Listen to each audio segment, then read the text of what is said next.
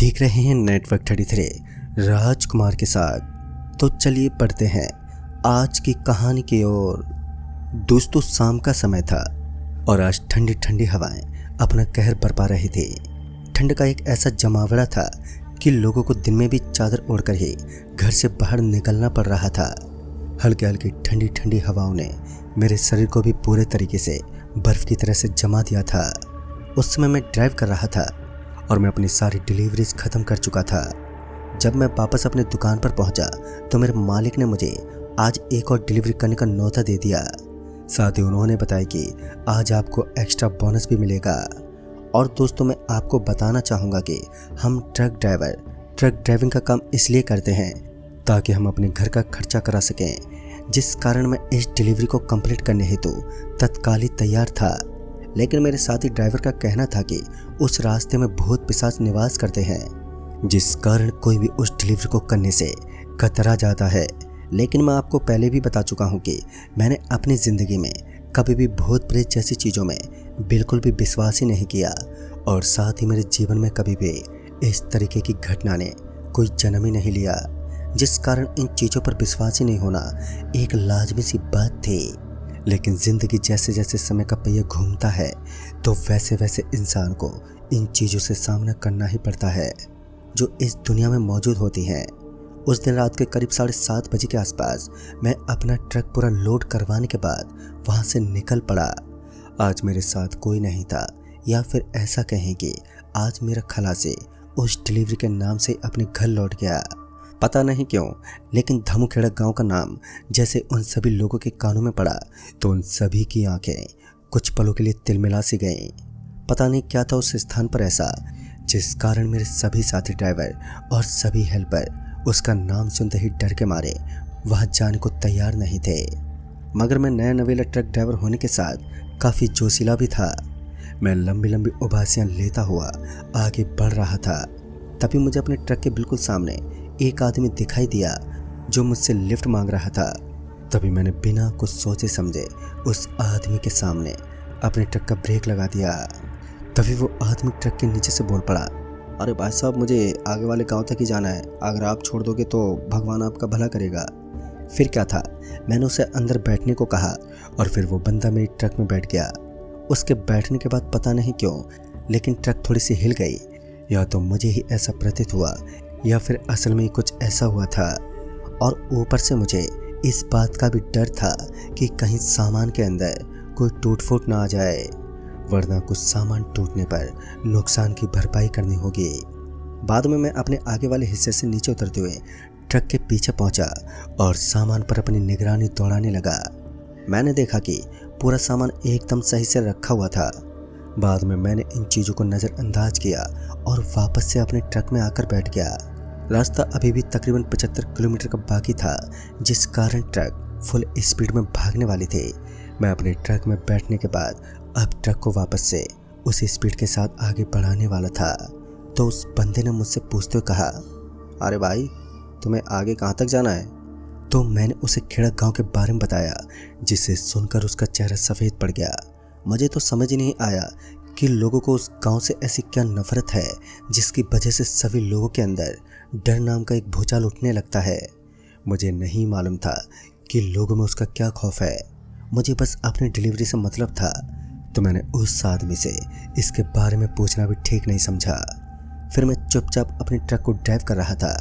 फिर वो आदमी बोल पड़ा, भाई साहब, शायद आपको पता नहीं है, उस गांव के अंदर प्रेत आत्माओं का इतना गहरा वास है कि आपके ऊपर भूत प्रेत का वार कभी भी हो सकता है। इस बार मेरे मन में हंसी का भूचाल उठ रहा था। मैं हंसना तो चाहता था, लेकिन मेरे मुंह से हंसी तक बाहर ही नहीं निकल पाई। खैर, वो आदमी उम्र में मुझसे काफ़ी बड़ा था, जिस कारण मैंने उसकी बातों को काटना ठीक नहीं समझा और उसकी बातों को सुनता रहा। बाद में मैं भी उस आदमी को कहने लगा, अरे भाई साहब, देखो, मुझे भी भूत प्रेत से कोई मतलब नहीं है।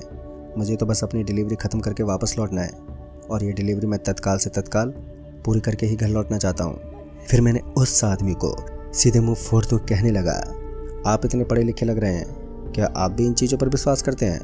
तो उस आदमी के चेहरे पर एक मुस्कुराहट छा गई। तो वो आदमी बोल पड़ा, जिस इंसान के अंदर ये हरकतें बीत जाती हैं वही इन चीज़ों के एहसास के बारे में एक इमेजिन कर सकता है, और जो लोग इन्हें भ्रम मानते हैं वो भी इनकी चपेट में बहुत जल्द पहुंच जाते हैं।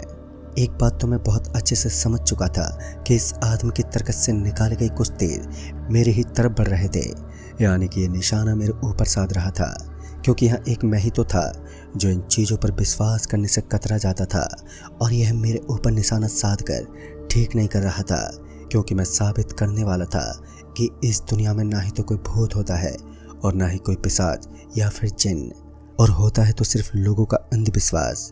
इतना सोचकर मैंने उस आदमी की सारी बातें किसी कचरे के ढेर में डाल दी।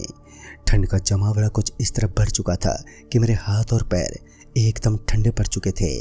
मुझे किसी भी वक्त किसी आग की बेहद ज़्यादा आवश्यकता थी ताकि मैं अपने आप को थोड़ा सा गर्म कर सकूं।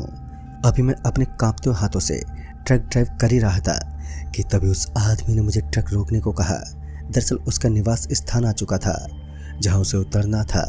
फिर ट्रक से उतरते ही उस आदमी ने एक बार फिर कहा, भाई साहब माफ़ी चाहूँगा, लेकिन आपको सतर्कता ही आपका प्रथम हथियार है, क्योंकि ज़िंदगी दांव पर लगी है आपकी।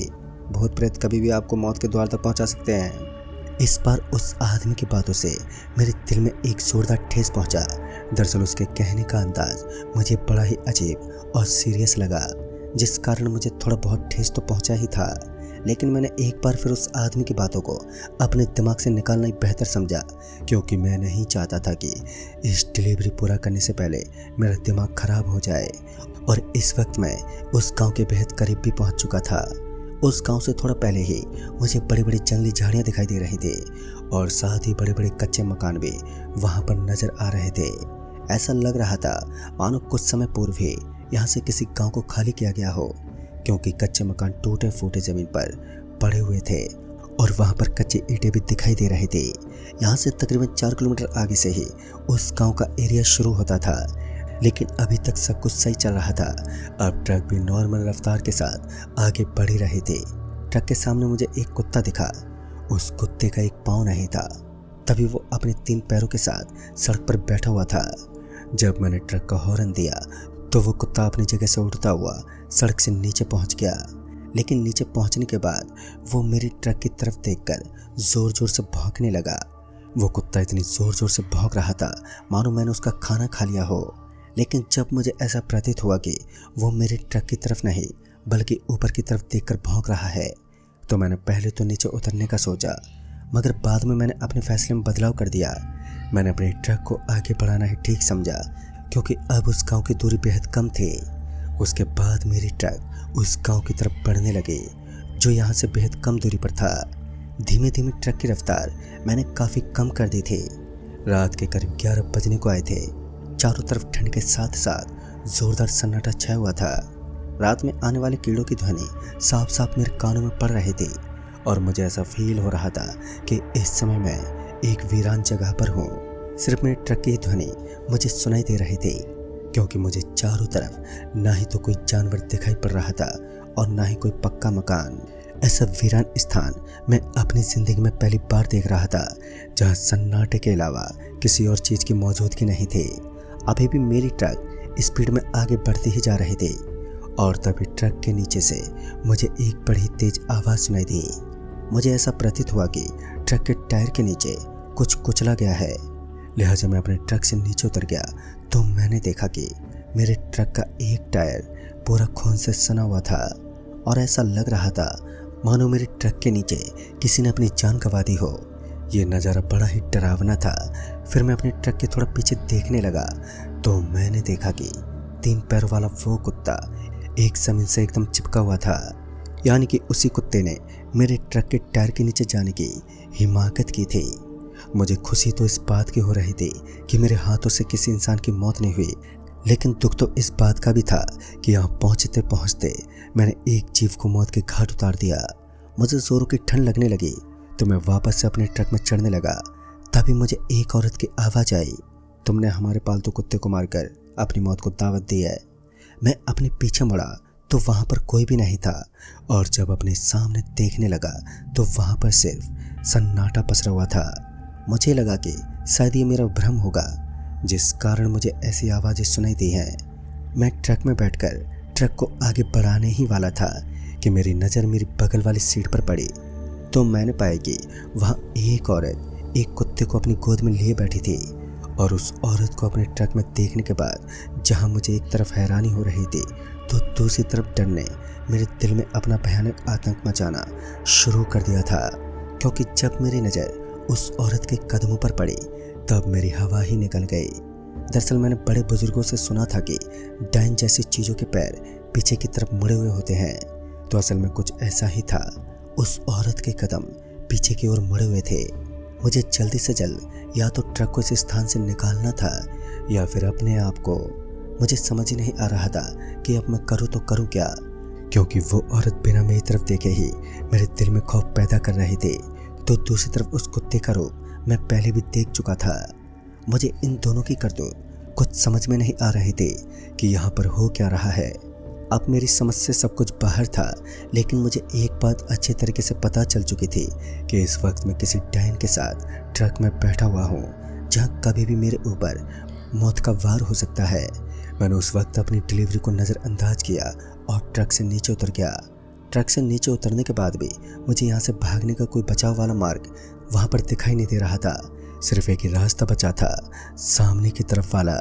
बाकी के चारों तरफ सिर्फ जंगली झाड़ियाँ थी। फिर मैं बिना कुछ सोचे समझे अपने सामने वाले रास्ते की तरफ ही लगातार भागता रहा, क्योंकि मेरी ज़िंदगी और मौत के बीच में एक वही रास्ता बचा था जो मुझे एक नई ज़िंदगी प्रदान कर सकता था। मैं लगातार अपने कदमों के सहारे सड़क पर भागता रहा। फिर जब मैं एक पल के खातिर अपने पीछे मुड़ा तो मेरी आंखें फटी की फटी रह गईं। मुझे अपनी आंखों पर विश्वास ही नहीं हुआ। दरअसल जिस जगह से मैंने भागना शुरू किया था अभी भी मैं उसी जगह पर अटका हुआ था। अब मेरा तो दिमाग खिसक गया। फिर वो औरत मेरी ट्रक से नीचे उतरने लगी और शायद वो मेरी ही तलाश कर रही थी। छल कपट का यह गांव अपना असली रंग दिखा रहा था और अब मेरा दिल समझने लगा था कि दुनिया में भूतों का अस्तित्व भी होता है। उस औरत को अपनी तरफ आते देख मैं तो एक बार फिर अपने कदमों को आगे की तरफ बढ़ाने लगा। फिर मेरे दिमाग में एक बात नोट हुई, जैसे जैसे मैं दौड़ने की कोशिश कर रहा था तो वैसे वैसे मैं छल कपट के अंदर फंसता ही जा रहा था। फिर मैंने अपने आप को थोड़ा शांत किया और हल्के हल्के कदमों के साथ एक पेड़ को निशाना बनाकर उसकी तरफ बढ़ने लगा। फिर थोड़ी देर में मैं उस पेड़ को क्रॉस करके आगे की तरफ बढ़ चुका था। मुझे उस आदमी की एक बात याद आने लगी। दरअसल उसने मुझसे कहा था कि अगर तुम्हारा सामना कभी भी बहुत प्रेस से हो तो भूल कर भी पीछे पलटकर मत देखना। मैं इसी गलती को एक बार कर चुका था। अब दोबारा दोहराने की मेरे अंदर कोई काबिलियत नहीं थी, जिस वजह से मैं अपनी मुंडी को बिना इधर उधर हिलाए सामने की तरफ बढ़ता रहा। और उसके बाद मैं उस गांव के अंदर पहुंच गया जहां खतरों का खेल सिर्फ भूत प्रेत आत्माओं के बीच खेला जाता है। और उसके बाद मैं एक घर के पास पहुंचा जिसके बाहर एक लाइट चल रही थी। दिखने में वो घर बाकी घरों से काफ़ी बड़ा और शानदार लग रहा था। मैं ज़िंदगी बचाने की एक उम्मीद लेकर उस घर की डोरबेल को लगातार बजाता रहा और कुछ समय के बाद ही एक आदमी अपने घर से बाहर निकला और जब उसने मेरा ठंड से कड़कड़ाता हुआ शरीर देखा तो उसने मुझे अंदर बुलाया और फिर मैंने उसे पूरी बात बताई। और पूरी बातों को विस्तार से जानने के बाद उस आदमी ने बताया कि हमारा गांव ऐसा ही है, यहाँ पर केवल एक आत्मा नहीं रहती बल्कि भूतों का पूरा झुंड घूमता है। जो किस्मत वाला होता है वो अपने दिमाग से बचकर निकल जाता है और जो मूर्खता की हरकतें करता है वो आत्मा उसे मृत्यु के घाट तक पहुंचा देती है।